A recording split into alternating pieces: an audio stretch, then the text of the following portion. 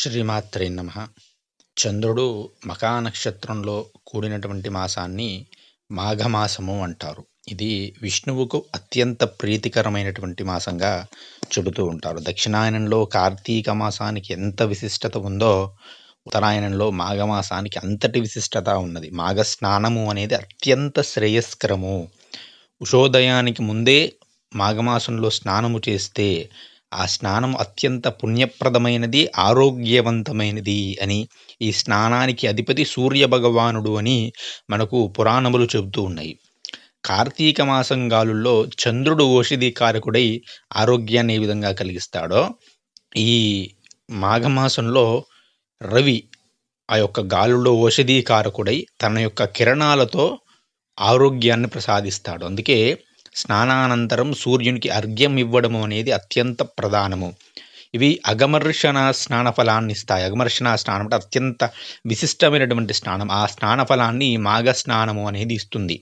పుష్కర స్నానంతో సమానమైనటువంటి ఫలితాన్ని ఈ యొక్క మాఘమాస స్నానము అనేది ఇస్తుంది. శతగుణ ఫలము అంటే 100 రెట్ల ఫలము. అంటే ఒక్కొక్కటి మీరు ఇంట్లో చేస్తే పుష్కర స్నాన ఫలితము, మీరు ఒక నదిలో స్నానం చేస్తే 10 పుష్కరాల్లో స్నానం చేసినటువంటి ఫలితము, ఒక బావిలో స్నానం చేస్తే 10 పుష్కరాల్లో స్నానం చేసినటువంటి ఫలితము.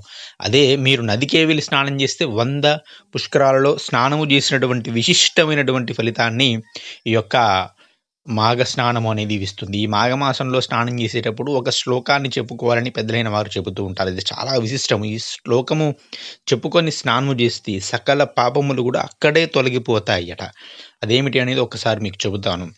దుఃఖ దారిద్ర్య నాశాయ శ్రీవిష్ణోస్తోషణాయ చ ప్రాతస్నానం కరోమ్యద్య మాఘే పాప వినాశనం మకరస్తే రవౌ మాఘే గోవిందాచ్యుతమాధవ స్నానే నానే నమే దేవ యథోక్త ఫలదో భవ అని ఈ యొక్క శ్లోకాన్ని చెప్పుకొని స్నానాన్ని ఆచరించాలి. దీన్ని నేర్చుకొని చెప్పండి, లేదా దీన్ని చెప్పలేకపోతే మాకు చదవడం రావట్లేదు అనుకుంటే ప్రయాగ ప్రయాగ ప్రయాగ అని 3 సార్లు చెప్పుకొని స్నానాన్ని చేసిన, గంగా ప్రయాగ అనే నదులను తలుచుకుంటూ స్నానాన్ని ఆచరించినా కూడా ప్రయాగ స్నాన ఫలితం వస్తుంది అని మనకు చెప్పడం జరుగుతున్నది. అంతేకాదు బ్రహ్మపురాణం చెబుతున్నది, అరుణోదయేతు సంప్రాప్తే స్నానకాలే విచక్షణ మాధవాంగ్రి యుగం ధ్యాయన్ యస్నాతి సురపూజిత.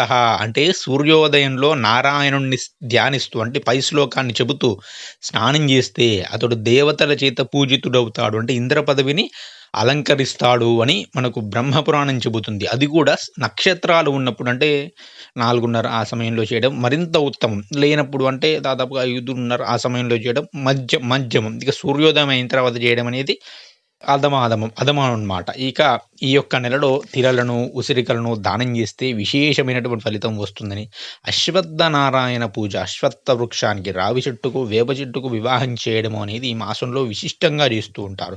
అది ఎంతో గొప్ప ఫలితాన్ని ఇస్తుంది. ఈ మాఘ స్నానాలు అనేవి పుష్యబహుళ అమావాస్య నుంచే ప్రారంభించాలని కూడా శాస్త్రం చెప్పడం జరిగినది. ఈ మాసంలో అనేకమైనటువంటి శుభదినములు అనేవి రావడం జరుగుతున్నది.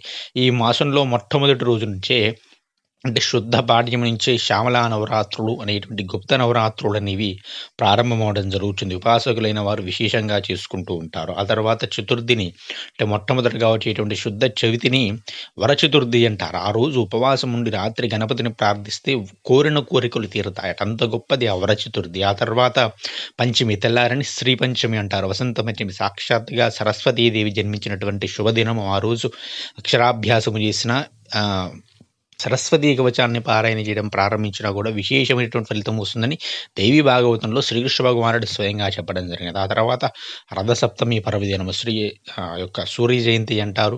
ఆ రోజు సూర్య భగవానుడు రథమును ఎక్కి తన యొక్క కార్యకలాపాలను ప్రారంభించడం చేస్తాడట. రథం యొక్క మార్గములు మారతాయి కాబట్టి రథసప్తమి అంటారు. ఆ విధంగా విశేషమైన ఆ తర్వాత అష్టమి, భీష్మాష్టమి పర్వదినము. భీష్మ పితామహుడు తన యొక్క ప్రాణములను తిరిగి వెనక్కు తీసుకునేటువంటి ప్రక్రియను ప్రారంభించినటువంటి రోజు. ఆ రోజు ప్రారంభించి ఏకాదశి నాటికి పూర్తిగా ప్రాణములను వదిలేసి ద్వాదశి రోజు పూర్తిగా శ్రీకృష్ణ భగవానులో ఏకమవుతాడు. కాబట్టి భీష్మాష్టమి, భీష్మ ఏకాదశి, ద్వాదశి అనేటువంటి 3 తిథులు కూడా భీష్ముని యొక్క పేరు మీదుగానే ఉండడం జరుగుతుంది. భీష్మ ఏకాదశి రోజు అదేవిధంగా విష్ణు సహస్రనామ జయంతి కూడా జరుపుకుంటూ ఉంటారు చాలా మంది. అదేవిధంగా ఆ తర్వాత మనకు చూసినట్లయితే మాఘశుద్ధ పూర్ణిమను మహామాగి అంటారు. అంటే అపారమైనటువంటి శక్తి ఆ రోజు అనేది యాక్టివేట్ అయి ఉంటుంది. కొన్ని చోట్ల ఆ రోజు లలితాదేవి జయంతి అని కూడా చెప్పడం జరిగినది. అంటే ఆ రోజు మహామాగి సముద్ర స్నానం చేస్తే కొన్ని కోట్ల జన్మల్లో ఉన్నటువంటి పాపరాశి కూడా ధ్వంసమైపోతుంది అని. మఖా నక్షత్రము అనేది యజ్ఞ నక్షత్రము అన్నమాట. మహామాకం మఖా నక్షత్రం అంటే యజ్ఞ నక్షత్రం కాబట్టి ఇంత గొప్ప ఫలితమైన ఈ నెలలో ఏ పూజ చేసినా, ఏ వ్రతము చేసినా విశేషమైనటువంటి ఫలితాన్ని మనకు ఇవ్వడం జరుగుతుంది. అదేవిధంగా ఇక మనకందరికీ తెలిసిందే మాఘ బహుళ చతుర్థిని సంకష్టహర చతుర్థి అంటారు. ఆ తర్వాత చతుర్దశిని మహాశివరాత్రి పర్వదినంగా చెబుతారు. శివుడు అగ్నిలింగ రూపంలో ఆవిర్భవించినది, పార్వతుల కళ్యాణము చేసినది ఆ రోజే కాబట్టి ఎన్నో ప్రత్యేకమైనది. 2 జయ ఏకాదశి అనేది కూడా ఈ నెలలోనే ఏకాదశిని జయ ఏకాదశితోటే పిలుస్తారు.